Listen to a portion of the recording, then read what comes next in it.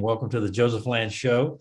It is January the 16th, Martin Luther King Day, 2023. And 16 was my number when I played ball. So 16 is a great day. So we're gonna have a great call today, and just wanted to welcome everybody and tell you how proud we are to be a part of this with you. And we're excited about our growth and how things are really going. And our whole mission. My wife is on here today with me, but our whole mission is to be a blessing to people, and to help people learn some of the things that I've had to learn the hard way. So we got the Chief Executive Officer on the phone with us today, Jennifer Land, and so she loves all you guys, and we pray for y'all, and just thank you for being a part of this. So anyway, I want to talk today about. I want you to write this down. This is important. I want you to write the acronym down: ACE. ACE. That stands for activity creates excitement. Activity creates excitement. And so many times in business, you see people who want to do something, they've been called to do it, and they aim and they aim and they aim and they aim some more, and then they aim some more, and they never pull the trigger, And so, man, when you create that activity, no matter what you're doing, when you, and Dawn, I've seen this on you, when you create the activity and get things going, you get excited. Your whole countenance changes, and also the people around you. So I like to, get up early, and I like to get things going, and I like to create that excitement in our business because I know that propels others to be excited as well. So anybody have any questions today for me, or any comments before we get started? Don, does that register with you? It sure does. Just keep pressing forward, whether it's a small step or a big step, but don't stop. Just keep going forward. That is so true. Yeah. That is so too. How about you, David Bass? I know you're an entrepreneur's entrepreneur. I know you know that to be true. Excitement's really enthusiasm, entheos, God within. So be excited, and you like to say, the more we do, the more we do. That's right. That's right. Excitement. Let me give you an example of excitement. When Apple comes out with an iPhone, they promote it and promote it and hype it and hype it and hype it. And here where we live, there's on our main street, there's an Apple store. And when the new phone gets ready to come out and you're able to buy it in the store, there's a line going around the block for people to get in. Now that's excitement, isn't it? And so it's just amazing when you create excitement in something, people want to be a part of it and want to buy it. So anyway, I wanted to share that with you. Anybody else have any examples of that? When you create the activity, people get excited and want to be a part of it. Let me give you an example. Let me give you another example. So there was a young man who wanted to play professional baseball, and that didn't work out for him. It was on my screen. And so he started a transportation company, and nobody thought he could do it, and nobody was excited about it except him. And so guess what he did? He did it anyway. He overcame his fear. He kept going. And guess what? All those people who didn't want to be a part of it, all of a sudden want to be a part of it, right? And so that's what happens when you're called to do something, or you have a vision to do something. You're going to have, in my book, I call them dream robbers. You're going to have the people that are the naysayers, the dream robbers who don't intentionally try to steal your dream, but what they just know how to do is, try to discourage you in their own way. And so what you have to do is you have to create some balcony people in your life, those people who are cheering you on, those people who have been to where you want to go, who will patiently stop and take time to help you and love you and encourage you. Those are the people that you want to surround yourself with. I have always surrounded myself with certain balcony people This morning when I got up real early, I knew that I had to call one of my spiritual mentors that just encourages me. And so when I got off the phone with him, I was so fired up about what I had been called to do. But even I need encouragement sometime. And so anyway, one of the things that I want to tell you to do is, one way I encourage myself is by taking action when it's difficult to take action, just doing it anyway. I'll tell you a story. When I was a teenager, I wanted to run for the student body president of our high school. And so I was a great athlete and all of that, but I was running against someone that seemed to be the faculty's choice. I was a little bit rough and tough and all of that, but I was the people's choice. And so I remember having to give a speech before the student body. And I was frightened. Here's people I grew up with. I'm going to talk to them about why I need to be the president of the student body. And I'm frightened to give this speech. And my sister helped me write it. I'll never forget. She said, "Dummy," she says, "you're talking to the people you have fellowship with all day long, every day. Just get out there and tell them what you think." And she told me, she says, "Giving a speech is like a steer's head." She said, "There's a point here and a point there and a lot of bull in between." She said, "You just give them the bull and make a few points." And that was so funny. She encouraged me so much. And once I started that talk, years later, I gave a talk to 40,000 people about business. Isn't that amazing? In an arena. So it's amazing how you can take a little triumph and go a long way with it. And so today, when I'm asked to do something at our church, or somebody asks to call on me to say something, it's just easy for me because I've done it so many times. And that repetition, that activity will create the excitement in you and the confidence in you to be successful. Does that make sense? Yeah.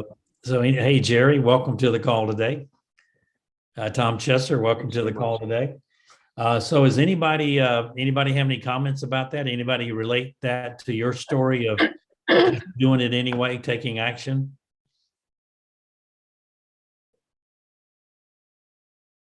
Anybody? All right. Jerry Llewellyn? Well, the whole thing of taking action is a really huge deal. And I don't know how it actually works, but it's like when you make a determination that you're going to take action, I think you're harnessing your intention into it. And your inner life gets attached to it. And so you're opening yourself up to resources that are beyond yourself. And, it's like I'm not given, or we're not given, it seems, to know every step that needs to be taken. We're just given the day that we're in and the opportunity that's in front of us. And if we take action in that framework, some really wonderful things can happen that we don't even anticipate or know or expect that is going to happen. So it's a real blessing to take action. I used to begrudge taking action, as if I, but now I realize that, wow, this is an opportunity, and actually even the discomfort of action. I just hiked with my children for, 2 days. They came in, my adult children came in, and we hiked, around, and all the action that we took filled us up with something. There was, the beauty of God's nature was around us, and we just filled ourselves up. But it took an effort. There was, a certain strain on muscles that hadn't been known before, and so forth. But it all rolls out into something really wonderful if I go through the Joseph Land 4 steps of praise, thankfulness, gratitude, and of course, probably the most important one is trust. So thank you, Joseph. That's great. What when you do something that's exciting, what it does, it create the endorphins and you get that rush, you know? It's like standing on the mound and the score, and you have a 2-1 lead, and it's the bottom of the ninth, and you got one hitter to get out, and you strike that guy out, and man, the rush from that just lasts for hours, right? And so it's that natural high. Well, it's the same thing for me when I take action in my business.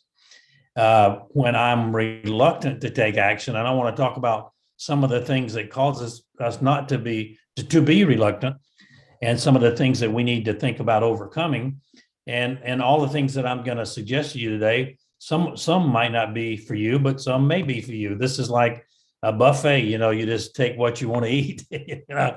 But I want to give you some ideas after working with many entrepreneurs and being a rabid entrepreneur myself, of some of the things that I think have helped me overcome this reluctance to take activity when the blessing is right there. All you have to do is walk through that fear or whatever's holding you back. So my wife is on the phone today. Jennifer, would you like to say a few words? You're muted. I was thinking of conversations I've had with my daughter since the beginning of January, and they're the young generation out there working and trying to meet friends and in the office, and promoting on Instagram. There's this dry January, right? So everybody has kind of committed a little bit to it and such, and my daughter was like, well, I'm going to try this. And I said, well, Belle, Joseph and I, we don't drink, and they've known this. And I said, I'll be your biggest cheerleader along the way, and just take it a day at a time. So this dry January is amazing, but I think a lot of these children are, sick and tired of being sick and tired. And so they're going to give it a shot. And so it's true. It's been interesting to see the climb, because I think you have so much enthusiasm once you commit to something that is going to make you feel better. And she's super, super excited. And, as day 3 and 4 progress, she's still happy about it. And it turns out she recruited a lot of the folks in her office, in Dallas to do this commitment with her. And I think after a while, though, you get to this plateau where, okay, well, I feel great.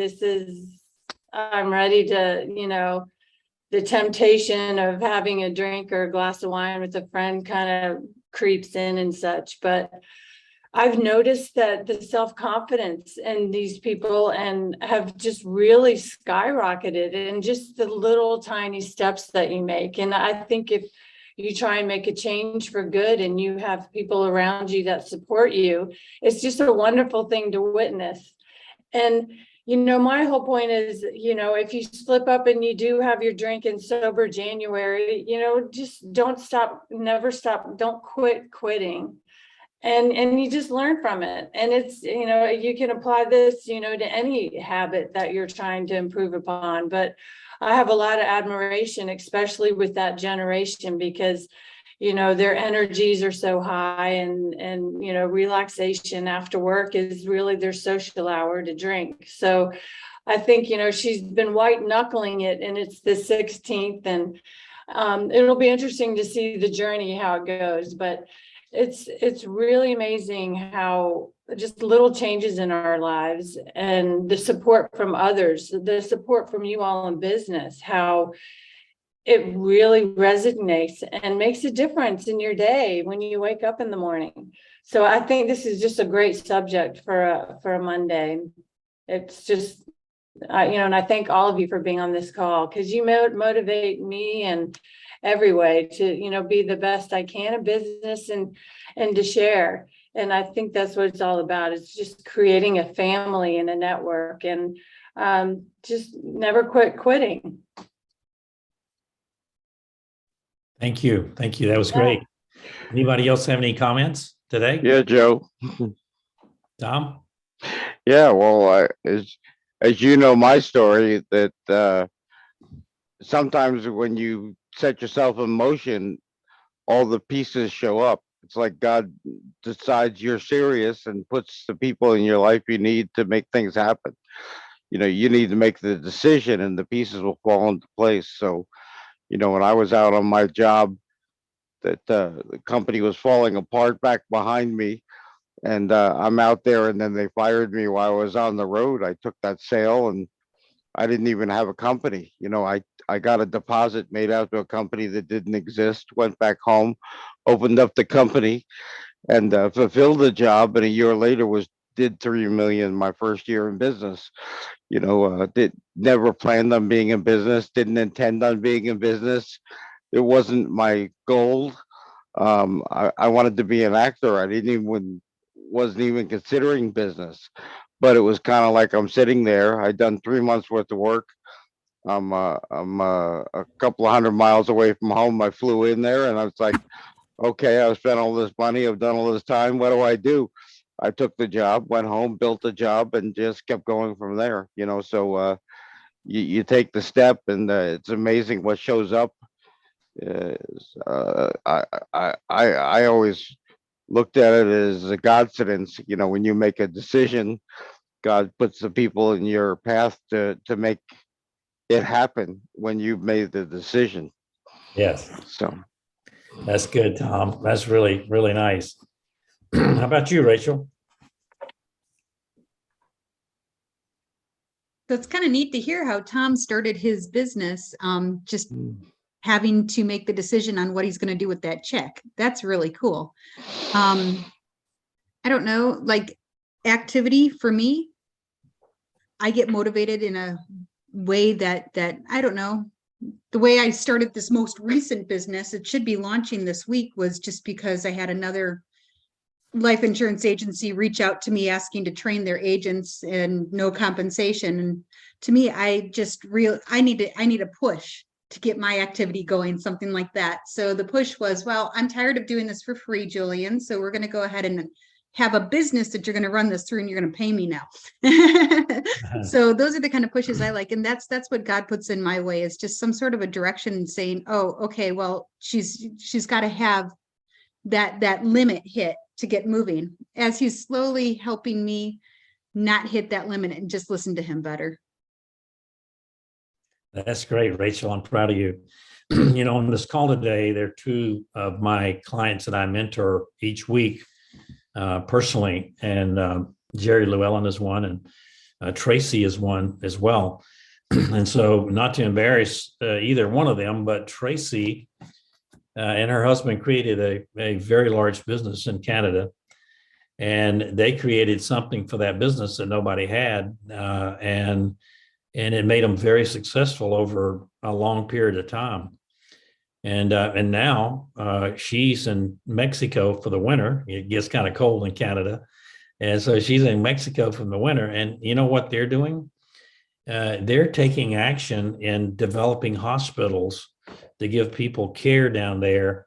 Their daughter's a doctor, and I've done a lot of work with Tracy in this regard, but I'd like to hear her tell you a little bit about it, because, you know, she and her husband, Ron, they just take action. They have a dream from God, they take action, and they make things happen. And it's just so fulfilling to see and to watch her do these kind of things that I'm getting ready to talk about. So Tracy, why don't you come on and talk a little bit about you know, what you guys are doing. Well, what we have, how it all started, was being down here and kind of needing something to do, and what are we going to do? You know, you can always, neither one of us like the idea of retirement. That isn't even in our books. So we decided, what can we do? And at that time I had gone to an orthopedic surgeon and had some stem cells put in my knee because I'd had a meniscus tear, and he repaired that and put stem cells in. And he and his wife become very good friends of mine to start with. And one day my husband said to him, well, see if there's anything we can invest in with them. And they're really, really beautiful people. So that's how it all started. So I went back to Dr. Moran and I said, is there anything we can invest in? And we've got a really good friend who's a lawyer here too. So, being in Mexico, there's different rules and regulations, and you've got to know what you're doing. So fortunately, he's on our team too. So it's worked out very well. So we've got shares in one big hospital, and and we're looking at building another one out of Puerto Vallarta towards the north. So hopefully it'll start right away, and we just put ourselves out. And like I say, God, it's like you said, God just brings things online for you, and it's really learning to trust what he's doing for us, and learning to, bring the right people into your life with it and everything. So that's kind of the story. But I'd like to tell you another, going back to this of taking action and how it works. And this is in my former days of raising alpacas. And at one time I had I fell into this too. My husband, it was his idea, and him and a partner went to Chile and they imported 250 alpacas. And I never even give too much thought of looking after, because I was still in the office in our business in Canada. So anyway, we get these animals home, and I took a look at them and I fell in love with them, really fell in love with them. So I decided that that's what I was going to do. And then I raised and bred, and I got really into genetics and everything, and went to South America, to Peru, and took an international judging course. So I was fairly well known all over. So, but the point of the story was, one time my husband was coming to Mexico, and with winters being so bad, and I'd raised them for 12 years, he said to me, are you going to come to Mexico, or are you going to stay home and raise alpacas? And I'd been kind of thinking, what am I going to do? Am I going to sell them or what? This is how it worked. It worked so beautiful. Once the plan was made to sell those alpacas, God came in so fast. I went to a big conference in Toronto on alpacas. I walked in, of course, being a judge, people know who you are, but you don't know who they are. And this woman was at the desk, and the first thing she said to me, are you wanting to sell all your alpacas? And I said, yes. She says, I would like to look at buying them. Mm-hmm. So when you put an intention down, it's like somebody said here, and I don't know if it was David or who it was, things happen, and they happen now. So it's activity, and it's exciting, does create that excitement. So thank you. That's a wonderful story. I wanted you to share that with people, and you did exactly what I wanted you to do. That's an amazing story. And it's right. When you take that activity, things start to line up. And I wanted everybody to hear that.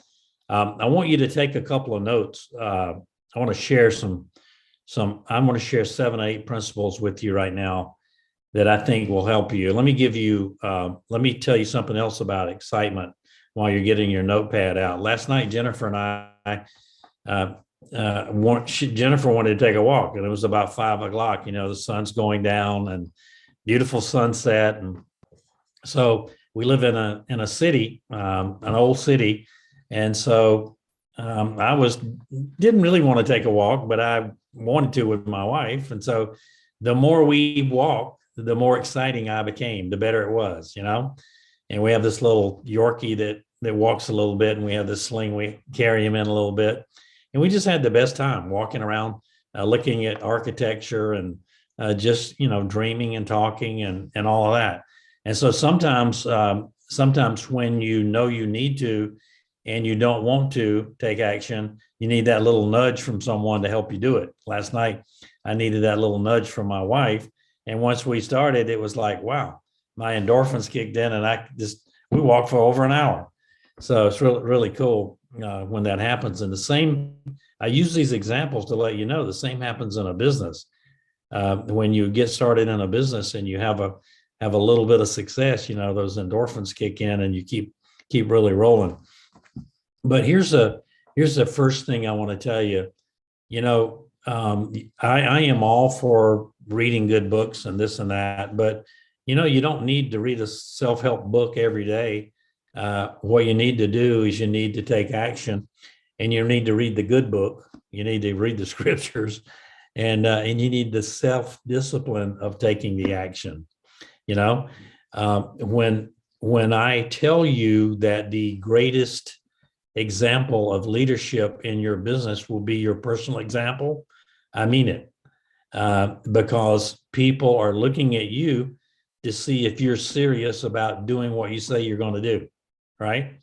And so you're taking action, and your self-discipline will really relate to other people and bring them along in the process. When I first started my first business, a lot of people weren't too excited for me. But the more I was dedicated to my dream and my vision, the more they became excited about what I was doing. And it was like they were on me, looking at everything I was doing. Today in the social media world, everybody's pretty, everybody looks good, everybody's handsome, this and that. And everybody's having a great day, but that's not life. That's not real life, is it? And so what Jennifer and I are very careful to do, because we live in an environment where you need to be safe and some of these things, I'll give you another tip, is you never see us post a picture of ourselves where we really are. We might have done it 12 hours later or 3 hours later or a week later or whatever, because of the safety factor involved, and the people that want to stalk you, kind of thing, right? And so in today's world, you just have to be very careful, and you need to take the action that determines the success you're looking for. And so one of the things that I wanted to add to that is what we have seen in our life together is that while we're totally trying to upgrade our game every day in the way we perform and the way we do our business and the excitement we have for our business and our family, there are others that aren't so excited for us, and you just have to understand that. And so in the process of upgrading your game and taking action and stepping out of the box and leaving the city of ordinary, everybody wants to keep you pulled down, and sometimes in the city of ordinary, and God's wanting you to be extraordinary.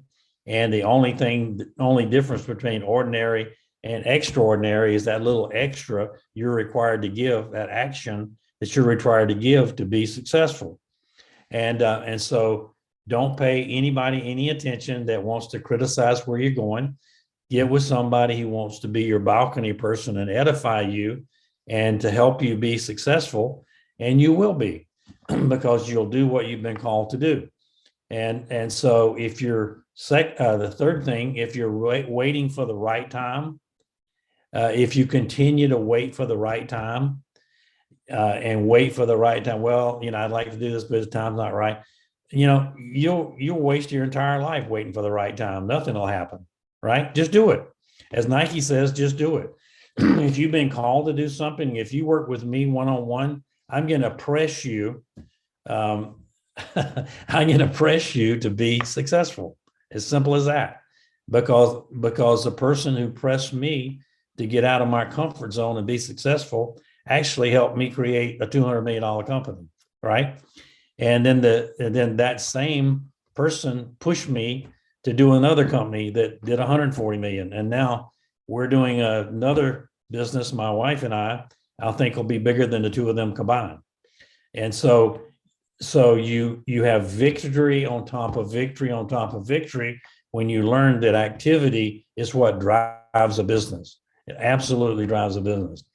And so the other thing I hear people doing, this is probably the fourth thing, is, you know, if it's going to be, it's up to me, right? And so you have to take the attitude that nothing in your class, nothing the way you grew up, your parents, don't blame your parents, don't blame anybody for where you are. Just take where you are and take action. I grew up in a family, and I guess we were poor. We didn't know we were poor, but my father worked in a mill and my mother stayed at home. And my father was a mechanic in a mill, and we didn't ever have a new car, and we didn't ever have a lot of stuff. But man, what we did have is we were happy, you know, and that really created the dream in me that I have today to be all I can be. I don't have to satisfy or be satisfied with what my father or my mother did. I can do better. You know, God can call me to do better so I can take care of my parents, right? And so, you know, I just think that a lot of times we get stuck when we're looking for somebody else or someone to blame, or our parents, or the way we grew up and this and that. Well, I'll tell you, the way I grew up was the stimulant for me to be all that I can be, because I didn't want to work in the mill. I'll tell you a funny story. I went to college and I was playing ball in college, and I came home, and you know, it's kind of hard adjusting to playing sports in college because it's a business. And so I came home, and I had only taken 4 courses because of the strenuous schedule that you have practicing and all that. And I made 3 C's and a D. 3 C's and a D. That was it. And so my father looked at my grades. I'll never forget this. He was sitting in his lounge chair, and he was looking at my grades, reading the newspaper, and he took my grades on a paper and threw them down in the floor. And he said, "Son," he said, "it looks like to me you're not letting studying interfere with the education you're getting up there at the university." And he said, "if you keep this up, you're going to be working in the mill with me." That's what he said to me. And he said, "I can care less whether you do what you're supposed to do or not." He says, "It's up to you. I can't do it for you." Man, that's all I needed for him to tell me that I might be working in the mill beside him, being nasty and dirty and greasy, and coming home and, you know, like I see him exhausted all the time. From then on, I made A's and B's and some really good grades. But that was the stimulant I needed to take the right action. Hey, I was there to be a student and an athlete. And so he wanted to point that out to me in his way, that if I didn't take action, it was on me, not anybody else. It was on me, right? And a lot of times, you know, we want to blame the 4 C's and the D on someone else. Hey, there was nobody to blame except the man in the mirror, right? And so if it's going to be, it's up to me. Write that down. If it's going to be, it's up to me. So the other thing is, sometimes when you're getting ready to build your dream, there are people that want to argue with you that it's not a good idea. Or if you want to have fellowship with someone and, you know, they want to get in an argument with you. You know what I've learned? Nobody wins an argument. Nobody. And so I don't argue with people. I just agree with them. If I have somebody that wants to get in an argument and he's picking at me politically or trying to get me going about something, you know, I'll just say, "You know what? That's a great idea. I never thought about it that way. You know what? You're right. That's great." And I'll just, you know, I will never enter into that argument. And it just really, it befuzzles people when you won't engage. And after a while I said, "You know, that's great. You know, sounds like a good plan. You know, I'll be praying for that. I hope you have success with that." You know, and people don't know how to handle it, because if they ask me a question, I say, "You know, I don't know. What you're saying sounds pretty good to me." I will never enter into the argument, because nobody wins an argument and nobody's edified by the argument, right? If somebody thinks they win, the other person, you know, is hurt by it or whatever. So just hey, if you have somebody who's difficult, just start getting an agreement with them. Hey, man, that's great. That sounds good. You know, really sounds good. Tom Armour is really good at this. And so the sixth thing is this goes right along with it, is be mature enough not take anything personally. You know, now a lot of you are starting businesses, and some of your friends said are probably going to say, man, here's what they tell me. Why don't you get a job? You don't know anything about the transportation business. Why don't you just get a job with us? Well, you know, you don't know anything about that, you know? And so I didn't take that personally. I just did what I was called to do anyway, right? And after, as I say, after a while, they wanted to join me, and many of them did. Several of them did. And so when you've been called to do something, and someone takes like I like to call the dream robber, takes a shot at it, don't take it personally, because that's, as my father used to say, that's the only thing they know how to say. Don't pay them any attention. When I wanted to play professional baseball, people would say to me in our town, well, nobody from our town ever made the big leagues, and you're not going to do it either. My father's immediate response to me was to edify my dream. Don't pay them any attention. They never played an inning of baseball in their life. Keep doing what you're doing. You got it. You're going to do it.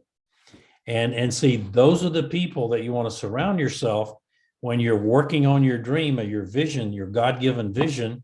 You want that balcony person that comes in and boom, let's do it. You can do it. I'm with you, right? So be mature enough when somebody takes a shot at you, not to take it personally. Just get right back on track, going for your dream. The seventh thing is I've learned that I can't expect honesty from people about something that I'm trying to do, who aren't honest with themselves. Now that's a powerful statement, isn't it? It's hard. It's hard to expect honesty from someone who's not honest with themselves. And I'll stop right there. But that is so true. That is so true. It's really hard to expect honesty from someone who you know is not honestly doing what they say they're doing, right? And so just put a star by that one. And then the eighth one is so many people are stuck in a toxic environment or a toxic relationship that they're afraid to step out and be uncomfortable just a little bit, so that everything is different for them. Everything is different.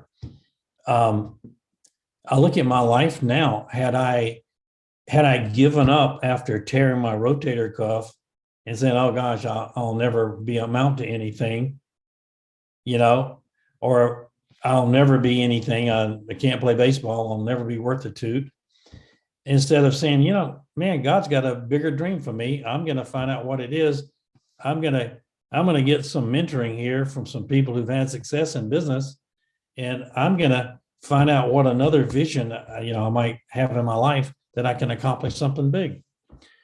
And so who would have thought that a guy who lived in the mill village, we lived in a rental house furnished by the mill, would create a $200 million company and bless so many people.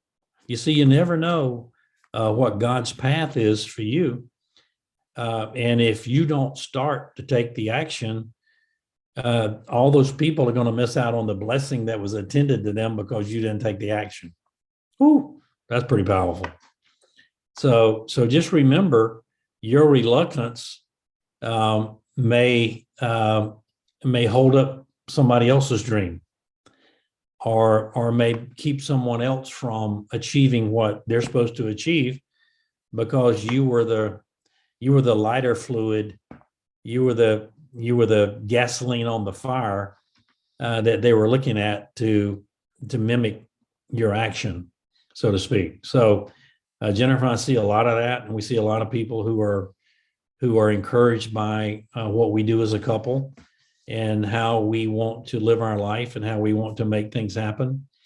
And so you need to determine what it is that you've been called to do, and what it is that if it's anything keeping you from taking action, you just need to do it anyway. Just need to do it anyway. So I hope those are helpful for you today. I want to open this up for a few comments. Anybody have any comments on some of the things that I've said? Can you just run down your list real quickly, Joseph, just the 8 points? Yeah. The first one is what you need. Your biggest leadership example is your personal discipline. And what I encourage people to do, this is my ministry, and I don't give a rip what somebody thinks. So my thing is get involved in reading the scriptures. There's a lot to be learned from the Proverbs. Self-help books are great, but the book that means the most is the Holy Scriptures. And I've learned so much from reading a proverb. Today's the 16th day of the month. There are 31 proverbs. Read the 16th proverb today. It will bless you. Read Proverbs 16:3. Read Proverbs 16:3 if you're building a business. So number one is you need action and self-discipline. Number two, if you're waiting for the right time, if you keep waiting for the right time, you'll waste your entire life waiting for the right time. Just do it anyway. Number three, when you start upgrading your life, you'll take some shots from people in your circle who want you to stay in the city of ordinary, and you just know that you might lose some friends for a while when you're working for your dream. But that's okay. Just keep loving them and encouraging them, and you be who you're supposed to be. Number four, we can live in the past to how we grew up, all that, and there's no future in the past. And so it doesn't matter who my parents were or how they had to work to make a living. What matters is what I'm doing. So number five, no one wins an argument, so don't engage. Just get in agreement. Number six, be mature enough to take nothing personally. When I get a shot and when I get a shot of somebody makes a comment, it's something I'm trying to do, I know it doesn't come from any place good. And the first place I run to is my wife, and she encourages me and gives me a hug, and we go again. Right. But, when you're building a huge business and you're dealing with the kind of people we deal with internationally and all over, not everybody's for you. Just understand that. All right. So be mature enough not to take anything personally is number six. Number seven, and this is, I don't know where this came from, but I was going to finish with 7 points and I added this one. You can't expect honesty from people who aren't honest with themselves. And that's all I'm going to say about that one. God will show you how to handle that one. And number 8 is the toxic relationships that we find ourselves stuck in are the things that are holding us back, are the things that keep us from stepping out and taking that action. Toxic work environment, toxic business relationship, toxic friendship, toxic anything that holds you back. And again, write this down. You're looking for those balcony people in your life that want to encourage you. Jennifer and I have seen so much, and I've been beat up so much in business trying to be successful. Come to me. If you're discouraged, shoot me a text and I will encourage you. Because I love to encourage people to be all that they can be and achieve their dream. So is that helpful, Jerry? That give you all the 8 points? Everybody get those? Yes, sir. Thank you. All right. Anybody have any comments before we go into the final 5 minutes of our session today? Anybody have any comments? Was that helpful to you guys? How about you, Andrea? Was that helpful? Yes, Joseph, thank you for the 8 points. This is very helpful. And the thing you said about Proverbs and the scripture, I made a decision to be the first book when I get up at 4 a.m. You know, I kind of meditate, and I started taking the Bible physically, because I'm old school. I like to have notes and highlight and blah, blah. Me too. So, and I kind of, have that alone and quiet time. And I know God is there. I have a relationship with God. He's always there for me. Amen. So I have to start with him, number one. Amen. Him and what I'm doing for the day, for the week. And that's it. So thanks that you said that. And also about number one, about the discipline and action. I think that's very important. Action. And even when you said about, oh, I don't feel like it and whatever, and your wife encouraged you, no, let's go. Let's just take a little step. And then you get momentum, Yes. right? Yes. Momentum. Keep going. That's exactly right. I think that's really important. I'm glad you pointed that out and made an example. So I appreciate that. Yeah, and see, you compared that to your business, and you're building a new business, and I really admire you.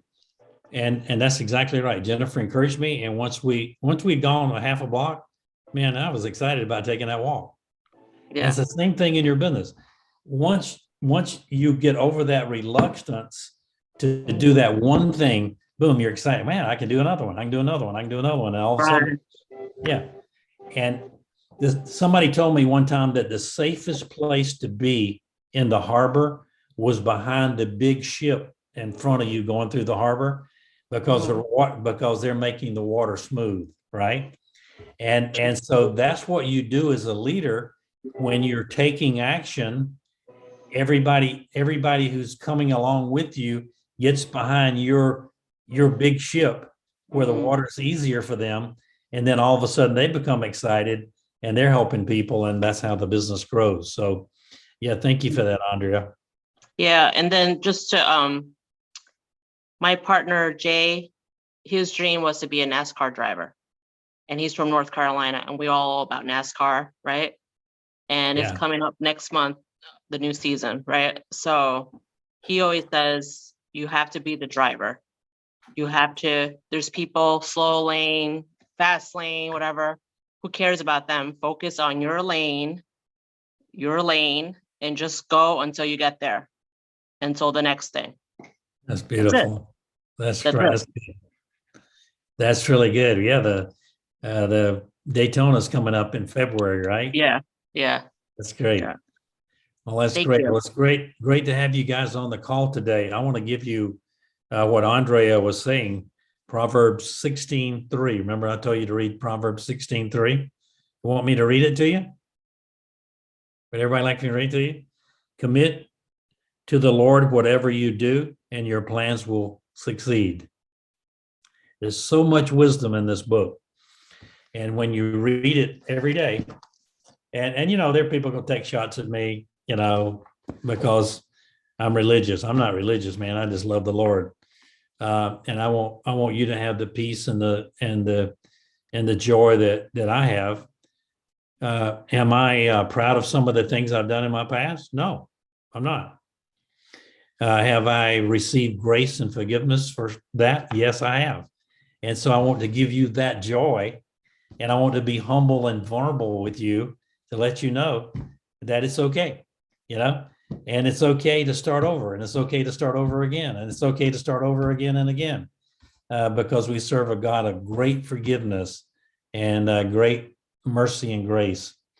And you know what? Somebody might criticize me for my thoughts about my faith, but that's okay. They criticize Tim Tebow, and they criticize Billy Graham. They can criticize a lot of people. And so I'll take that criticism as a compliment, and I'm going to keep doing what I've been called to do.